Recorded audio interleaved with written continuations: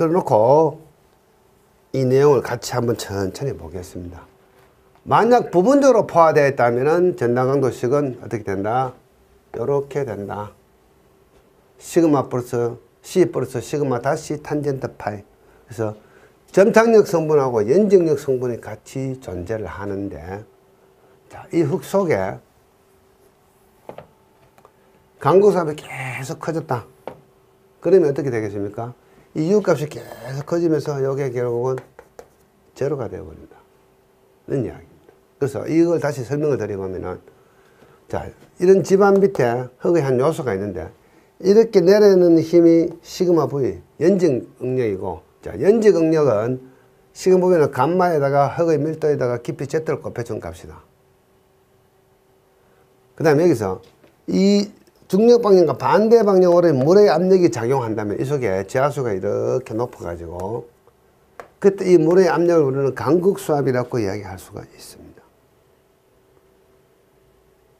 강국수압을 U라고 표현한다면 유효한 연직 응력, 그 흙 또는 집안이 가지고 있는 전단 강도를 발휘할 수 있는 힘을 우리는 유효응력이라고 이야기합니다. 유효한 연직 응력. 강도를 발휘하는 힘은 땅속에 지구 중심 방향으로 눌러주는 응력이 전단 강도를 발휘하는 힘입니다. 그래서 이런 시그마 V가, 자, 시그마 N이라고 표현한다면 연직 응력이다. 이게 전단 강도를 발휘하는 힘이다. 여기다가 탄젠트 파이라는 어떤 마찰 계수값, 탄젠트 파이는 마찰 계수입니다. 마찰 계수값을 곱해주면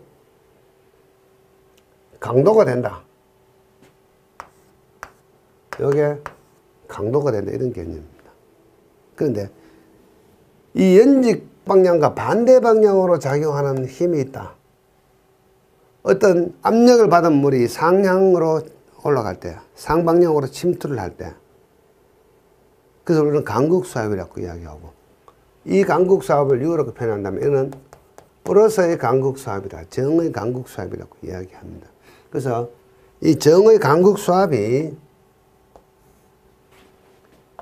이렇게 연직력에다가, 자, 연직력 요거는 정의 연직 응력이고 요거는 정의 강국수압입니다. 그래서 이 공식을 보면은 유효한 연직 응력 시그마 다시는 연직력에서 정의 강국수압을 빼준 값이다. 그래서 시그마 V 마이너스 U 또는 시그마 N 마이너스 U가 되는 겁니다. 이러한 가행된 강국수압이 너무 커가지고 U가 계속 커져가지고 결국은 이 U 값이 연직력의 크기만큼 도달했다. 그래서 연직력을 내려놓는 이 힘이 강도를 발휘하는 힘인데 이 값이 요거와 같아졌다. 그럼 이건 어떻게 되겠습니까? 제로가 되어버리겠죠. 그 이야기를 이렇게 적어놓고 있습니다. 자, 그래서 우리가 아까 전에 다짐은 어떻습니까? 실내 다짐 곡선을 시험을 해서 그 관리 범위를 정해주는 개념이고, 안밀은 어떤 시공을 하기 위해서 성토를 이렇게 했다. 또는 건물을 이렇게 했다. 그래서 더블레는 하중이 실리면 다시 이 흙이 어떻게 되겠습니까? 압축 현상이 일어나죠. 다짐도 물론 압축 현상입니다. 다짐은 압축을 하면서 공기를 배제하는 거고, 안밀은 압축하면서 이제 뭐가 배제되느냐? 여기에 올라가 있는 강국수압을 이렇게 배출시키는 겁니다. 시간이 많이 걸립니다. 그래서 흙 속에는 강국수압이 상부 하중위에서 흙이 압축을 받으면서 시간이 오래 걸리면서 물이 배출이 된다. 그래서 우리는 한마디로 안밀치마가 된다. 이렇게 이야기합니다. 안밀치마는 시간이 오래 걸립니다. 주로 점토 성분이 많은 흙에서. 이게 안밀이죠. 안밀. 이 안밀의 개념을 아셔야 돼요. 그래서 이러한 유형력 시그마 다시는 전응력에서 가행 강국수압을 빼준 건데, 자, 가행 강국수압이 높아지면은 유형력이 감소되면서 전단 강도가 감소되는데, 오래 시간이 되면은 가행 강국수압이 빠지면서 전단 강도가 회복이 되고, 아예 물이 안 빠지면 회복이 안 되는 거고, 시간이 너무나 오래 걸리기 때문에 점토인 경우에는 투수계수 K 값이 1 곱하기 10의 마이너스 7성 cm/s입니다. 이 cm/s는 속도 개념이죠. 투수계수는 속도 개념입니다. 초당 1 곱하기 10의 마이너스 7승만큼 빠져나간다. 결국은 어떻습니까? 10의 7승분의 1cm per 초당 요 정도 거리를 엄청나게 느리게 가는 거죠. 투수 개수가 엄청 적은 거죠. 요거 여러분 계산기로 한번 계산해 보십시오. 0.00 무슨 초가 센티미터가 나오겠죠. 초당. 그걸 시간으로 환산하고 날짜로 환산하고 월로 환산하고 연으로 환산해 보십시오. 1년에 어느 정도 거리를 이동하는지 아니면 뭐 한 달에 어느 정도 이동하는지를 한번 체크해 보십시오. 엄청나게 느린 속도로 가는 거죠. 물이 거의 잘 안 빠지는 거죠. 그래서 이러한 시간과 관계되는 것이 안밀침하다. 그래서 우리가 어떤 공사를 할 때 너무나 시간이 많이 걸린다니 공기가 많이 걸리니까 도저히 안 되겠다. 인위적으로 이 가행 강국 사업을 인위적으로 배출을 시켜주거나 또는 흙 속에서 어떤 화학물질하고 반응해서 그 물을 없애줘 버리면 되겠죠. 자, 인위적으로 배수하는 공법이 우리 흔히 말하는 나중에 연장점에서 공부를 하는 내용들인데 버티컬 드레인, 연직 배수 공법 이런 것이 되고 화학적인 반응은 어떻습니까? 이게 물이니까 석회성 성분하고 물을 더해주면 이게 뭐가 되죠? Ca갈로 OH3라는 수산화칼슘 성분이 되는데 이 수산화칼슘이 뭔가 하면은 시멘트의 경화 반응이죠. 시멘트, CaO는 시멘트의 주 성분입니다. 그 외에 뭐 다른 성분도 있지만 기본적으로 CaO하고 H2O가 시멘트의 수경 반응이죠. 그래서 수산화칼슘이 만들어지는데 이 수산화칼슘은 알칼리성 물질입니다. 그래서 콘크리트의 주 성분이 수산화칼슘이죠. 이렇게 땅속에서 가다마를 시키면 돼요. 경화 반응을 일으키면 됩니다. 석회석 성분을 넣는다든가 또는 뭐 약액 주입해서 집안을 고결한다든가 뭐 SGR을 한다든가 LW를 한다. 이렇게 집안을 단단하게 만들어주면 물은 없어지는 거죠. 아니면은 물을 배출하면 됩니다. 버티컬 드레인, 샌드 드레인, 뭐 페퍼 드레인, 팩 드레인 이런 걸로. 그러면 빠른 시간 안에 물이 빠지죠. 그래서 상부에다가 이제 구조물을 하면 됩니다. 이런 물이 없는 상태에서 가행 강국소에 없는 상태에서 상부에 구조물을 하면 되겠죠.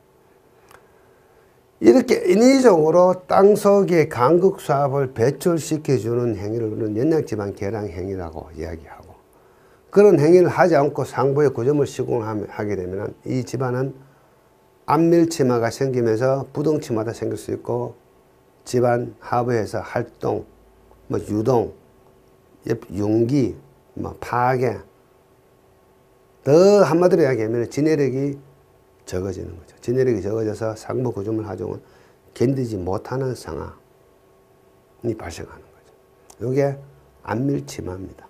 안밀침하를 우리가 미리 인위적으로 행해놓고 어떤 상부 구조물 하중을 실어주면은 그런 연약지만 개량이 되는 거고 그런 겁니다. 그래서 다짐하고 안밀은 개념상 아주 다르죠. 좀 더 심도 있게 여러분들 공부를 좀 해보셔야 됩니다. 자, 질문하시는 회원님도 이런 차이가 있으니까 이거 좀 어려운 이론입니다. 좀 공부를 깊이 해보시기 바라고 제가 강의하는 제1장 토공 및 토질 쪽에 보시면은 이 전능강도 이런 데서 오랜 시간 동안 제가 할애해서 강의를 합니다. 왜 그런가 하면은 전능강도를 확실히 알아야 여러분들이 시공기술사 전반에 대한 어떤 내용들을 이해하실 수가 있고요. 다른 기술사 교재에 암기 약식으로 적어놓은 내용들도 쉽게 이해가 됩니다. 그러면 여러분들 공부하기가 아주 편해져요. 그래서 이론적인 무장부터 먼저 하셔야 됩니다. 자, 요 내용 쭉 적어 놨습니다. 쭉 같이 한번 읽어보시기 바랍니다. 요거 제가 지울게요. 지우면 여러분 더 잘 보이시죠? 나중에 요거 제가 자료를 올려드리겠습니다. 혹시 깜빡하고 자료를 안 올리면은 저한테 올려달라고 요청하시면 됩니다. 저희들 사이트는 어떤 그게 돼요. 여러 문자 보내기가 되고 뭐 카톡도 되고요. 뭐 여러 가지 기능들이 있습니다. 거기에다 올려주시면은 제가 깜빡하고 올리지 않았다면 여러분들에게 자료를 올려드리는 걸로 하겠습니다.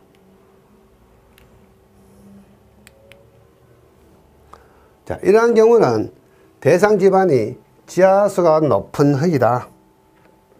지하수가 높은 흙이 되고 토질역학에서는 보통의 흙을 우리는 점토라고 이야기합니다. 우리나라에서 시공학에서 만나는 흙들은 전부 다 점토입니다. 흙인데 모래도 섞여 있어요. 근데 통상 점토 성분 이렇게 이야기합니다. 점토 성분의 특성이 많이 집안을 지배하기 때문에 그렇습니다. 한마디로 얘기해서 이러한 지하 수위가 높은 점토 집안은 또는 지하 수위가 높은 집안은 해도 됩니다. 강국 수압이 크다. 기초 집안의 성토 구조물이나 흙 구조물이죠. 뭐 어떤 콘크리트 구조물이나 박스나 이런 거 시공하기 전에 안밀을 해서 안밀 행위에 의해서 강국 수압을 솟아 배수시켜주고 흙의 유역력을 크게 해서 전당 강도를 크게 하면 집안의 지지력이 커진다. 그래서 상부 구조물 하중을 견딘다. 이러한 강국 수압은 가만히 두면 빠지지 않습니다. 시간이 오래 걸립니다. 자, 이 점토의 투수기에서는 일반적으로 1/12-7승 cm 정도, 세컨 정도 된다. 그래서 어떤 인위적 공법을 동원한다. 뭐 버티컬 드레인이라든가 이런 거. 버티컬 드레인 속에 뭡니까? 페이퍼 드레인, 뭐 샌더 드레인, 뭐 팩 드레인, 뭐 이런 것들이 있습니다. 그리고 연직 배수 공법이라고 이야기하죠. 그 외에 뭐 다른 연약지방 결항 공법들이 있겠죠. 이런 연약지방 결항을 한 상태에서 시공을 하면은 이러한 안밀침화 현상이 조금은 생기겠지만은 거의 방지가 되면서 상부 구조물 하중을 견뎌주는 개념이 연약지방 결항행위다. 그 생각하시면 되겠습니다. 자, 결론적인 이야기를 쭉 들어가 보면은 앞에 쭉 설명을 했습니다만은 이런 강국 수압을 없애주는 것을 함수비 관리라고 착각하시면 안 된다. 물론 착각하실 수 있겠죠. 다 물이니까 함수비 관리라고 생각하면 안 된다는 이야기입니다. 자, 함수비 관리는 흙의 밀도가 최대가 되게 하는 함수입니다. 가장 좋은 게 OMC 상태야.